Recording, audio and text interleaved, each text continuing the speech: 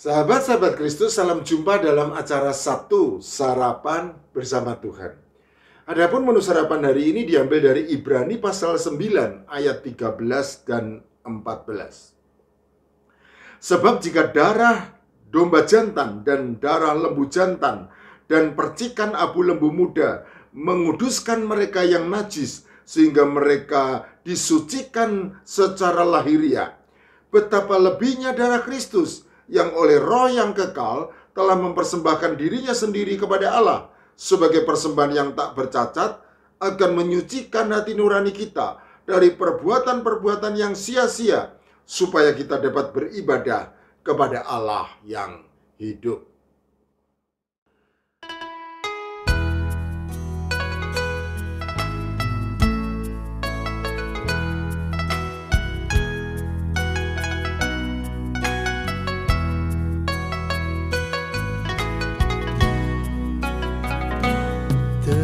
Tercurah darah Tuhanku di bukit Golgota, yang mau bertobat ditebus, terhapus dosanya, terhapus dosanya, terhapus dosanya. Yang mau bertobat ditebus, terhapus dosanya.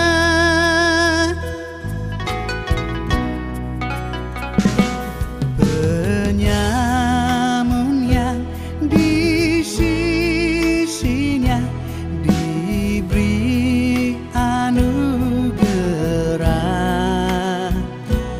pun aku yang penuh celah dibasuh darahnya, dibasuh darahnya, dibasuh darahnya. Pun aku yang penuh celah dibasuh darahnya.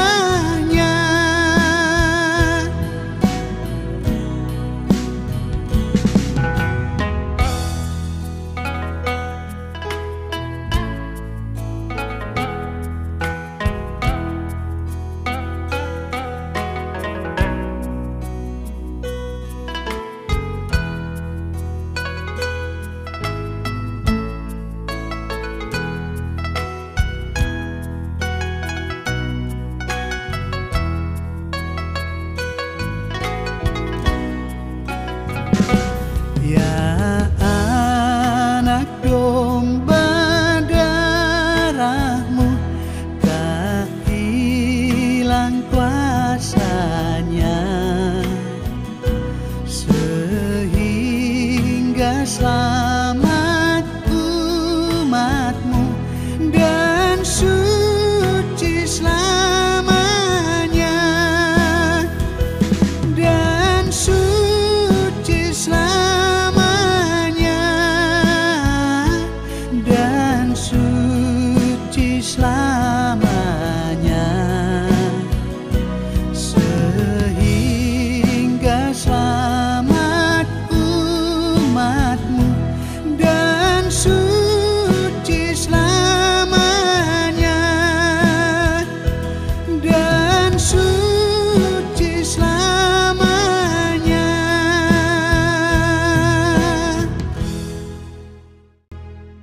Sahabat-sahabat Kristus, syair There is a Fountain Filled with Blood karya William Cowper yang kemudian dibuat lagunya oleh Lowell Mason ini merupakan salah satu kidung pujian kesukaan saya.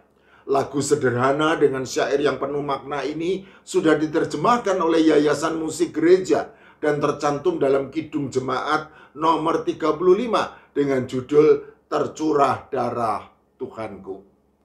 Siapakah William Cowper yang bisa menulis syair yang begitu sederhana namun penuh makna tersebut? William Cowper lahir di Inggris pada tahun 1731. Ayahnya merupakan seorang pendeta di sebuah gereja di Inggris dan ibunya meninggal ketika ia masih berumur 6 tahun. Ketika sudah dewasa, William Cowper melamar sepupunya yang jelita, namun ditolak oleh ayah sang gadis karena ia miskin. Pada saat yang sama, sahabat karibnya meninggal dunia dan tidak lama kemudian demikian juga ayahnya. Di tengah keputusasaannya, akhirnya William Cowper melihat ada satu kesempatan yang memberi harapan baru, yaitu menjadi seorang penulis hukum untuk parlemen Inggris dengan syarat ia harus lulus ujian. Takut gagal ketika menghadapi ujian yang sangat menentukan kelanjutan hidupnya tersebut, pada gilirannya justru membuat William Cowper menjadi stres berat, depresi, kemudian menjadi gila. 4 kali ia mencoba mengakhiri hidupnya namun gagal, sehingga kemudian ia dikurung selama 1,5 tahun di sebuah rumah sakit jiwa. Bedlam adalah istilah bahasa Inggris yang agak kurang sopan untuk menyebut tempat pengurungan bagi orang-orang sakit jiwa. Tetapi William Cowper sendiri mengakui bahwa ia justru bertobat di Bedlam. Ia sejak kecil sudah mengenal Alkitab dan diajar untuk memahami isinya. Namun baginya kekristenan hanya merupakan tradisi belaka. Ironisnya, justru di Bedlam inilah ia percaya dengan sungguh-sungguh kepada Tuhan Yesus Kristus dan mengakuinya sebagai satu-satunya Tuhan dan Juru Selamatnya. Tidak lama setelah pertobatannya, William Cowper dinyatakan sembuh lalu diizinkan pulang. Pulang kemana? Siapakah yang sudi menerima mantan orang gila seperti dirinya? Tidak ada. Setelah melewati perjalanan hidup yang berlika-liku, akhirnya ia bertemu dengan John Newton, seorang pendeta yang membantu pemulihan jiwanya. William Cowper di bawah bimbingan John Newton kemudian tumbuh menjadi pribadi Kristiani yang beriman kuat serta teguh. Dan selanjutnya bersama sang mentor ia dengan tekun melakukan pelayanan Kristiani sebagai semacam asisten pendeta tidak resmi. Ia menghibur orang-orang yang sedih, menolong orang-orang yang miskin, dan juga menulis kidung-kidung pujian yang salah satunya tercantum dalam Kidung Jemaat nomor 35, Tercurah Darah Tuhanku. Setelah di bait pertama, William Cowper memberitakan bahwa darah Tuhan Yesus Kristus tercurah di Bukit Golgota untuk menghapus dosa dunia. Maka di bait ketiga ia menyatakan bahwa darah anak domba tak hilang kuasanya, sehingga selamatlah umatnya dan suci selama-lamanya. Sahabat-sahabat Kristus, pernyataan William Cowper selaras dengan firman Tuhan yang dinyatakan oleh penulis surat Ibrani sebagai berikut. Tetapi Kristus telah datang sebagai imam besar untuk hal-hal yang baik yang akan datang. Ia telah melintasi kemah yang lebih besar dan yang lebih sempurna, yang bukan dibuat oleh tangan manusia. Artinya, yang tidak termasuk ciptaan ini. Dan ia telah masuk 1 kali untuk selama-lamanya ke dalam tempat yang kudus, bukan dengan membawa darah domba jantan dan darah anak lembu, tetapi dengan membawa darahnya sendiri. Dan dengan hal itu ia telah mendapat kelepasan yang kekal. Sebab jika darah domba jantan dan darah lembu jantan dan percikan abu lembu muda menguduskan mereka yang najis sehingga mereka disucikan secara lahiriah, betapa lebihnya darah Kristus yang oleh Roh yang kekal telah mempersembahkan dirinya sendiri kepada Allah sebagai persembahan yang tak bercacat, akan menyucikan hati nurani kita dari perbuatan-perbuatan yang sia-sia supaya kita dapat beribadah kepada Allah. Ibrani pasal 9 ayat 11 sampai 14. Ya, benar. Tuhan Yesus Kristus dari surga tidak hanya datang ke dunia ini sebagai raja dan nabi, melainkan juga sebagai imam besar kita untuk hal-hal yang baik yang akan datang. Dan sebagai imam besar, ia telah masuk satu kali untuk selama-lamanya ke dalam tempat yang kudus, bukan dengan membawa darah domba jantan dan darah anak lembu, tetapi dengan darahnya sendiri. Penulis surat Ibrani lalu melanjutkan pernyataannya sebagai berikut. Jadi, segala sesuatu yang melambangkan apa yang ada di surga haruslah ditahirkan secara demikian. Tetapi benda-benda surgawi sendiri oleh persembahan-persembahan yang lebih baik daripada itu. Sebab Kristus bukan masuk ke dalam tempat kudus buatan tangan manusia yang hanya merupakan gambaran saja dari yang sebenarnya, tetapi ke dalam surga sendiri untuk menghadap hadirat Allah guna kepentingan kita. Dan ia bukan masuk untuk berulang-ulang mempersembahkan dirinya sendiri sebagaimana imam besar setiap tahun masuk ke dalam tempat kudus dengan darah yang bukan darahnya sendiri. Sebab jika demikian, ia harus berulang-ulang menderita sejak dunia ini dijadikan. Tetapi sekarang ia hanya satu kali saja menyatakan dirinya pada zaman akhir untuk menghapuskan dosa oleh korbannya.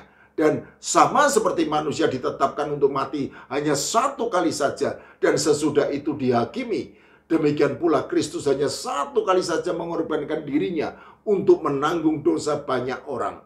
Sesudah itu ia menyatakan dirinya sekali lagi tanpa menanggung dosa untuk menganugerahkan keselamatan kepada mereka yang menantikan dia. Ibrani pasal 9 ayat 23 sampai 28.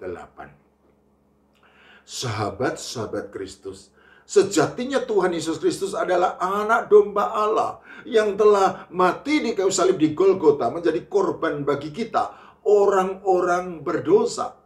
Korban anak domba Allah yang menghapuskan dosa dunia adalah korban yang sempurna, satu kali untuk selama-lamanya, dan darahnya tak hilang kuasanya meskipun zaman demi zaman berlalu.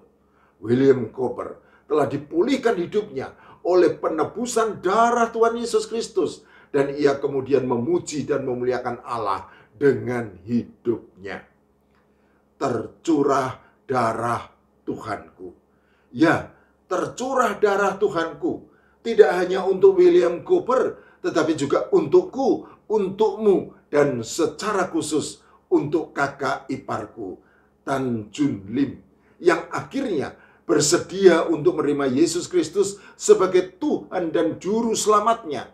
Setelah sesi percakapan iman, maka pada hari Jumat tanggal 15 Maret 2024, Tan Jun Lim menerima baptisan kudus yang dilayani oleh Pendeta Angga Prasetya, disertai Penatua Wibowo Jaya Prana sebagai saksi. Berikut adalah cuplikan video baptisan Tan Jun Lim dengan nama baptis Nahum, yang artinya dihibur oleh Tuhan. Amin.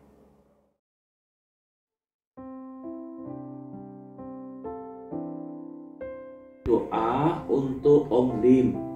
Kami bersyukur atas segala berkat yang Tuhan berikan. Kami bersyukur karena Om Lim punya kerinduan untuk dibaptis. Kami bersyukur Om Lim boleh percaya bahwa Tuhan Yesus Kristus adalah Tuhan dan Juru Selamatnya.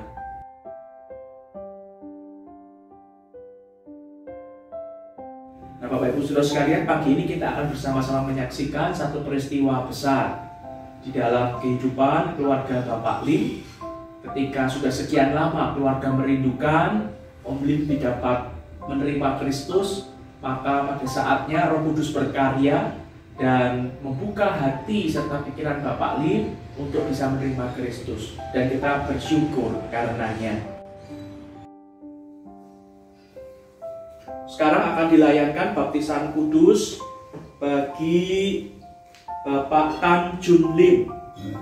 Supaya nyata di hadapan jemaat Tuhan, maka Bapak Tan Jun Lim mohon menjawab pertanyaan-pertanyaan ini.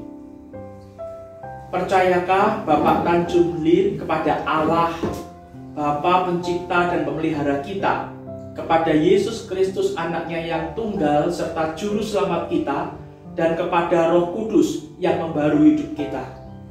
Apakah Bapak Tan Jun Lim dengan tulus hati dan segenap jiwa berjanji memegang pengakuan iman percaya itu dengan meninggalkan hidup lama dan hidup baru menurut Yesus Kristus sebagai Tuhan dan Juru Selamat? Apakah Bapak Tan Jun Lim percaya bahwa Alkitab Perjanjian Lama dan Perjanjian Baru adalah firman Allah yang menunjukkan jalan keselamatan dalam Yesus Kristus? Apakah Bapak Tan Jun Lim dengan sungguh-sungguh ingin menjadi anggota gereja Tuhan, menerima tugas dan tanggung jawab di dalam melaksanakan misi Kristus di dalam gereja Kristen Indonesia? Bagaimana jawab Bapak Tan Jun Lim? Apakah percaya dan bersedia? Percaya dan bersedia.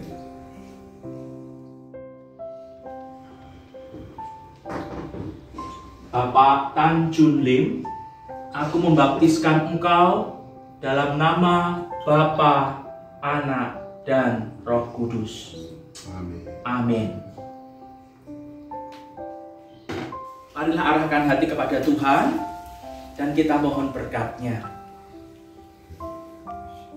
Damai sejahtera Allah yang melampaui segala akal memelihara hati dan pikiranmu mulai dari hari ini sampai Maranatha, ketika Tuhan Yesus datang menjemput kita. Amin.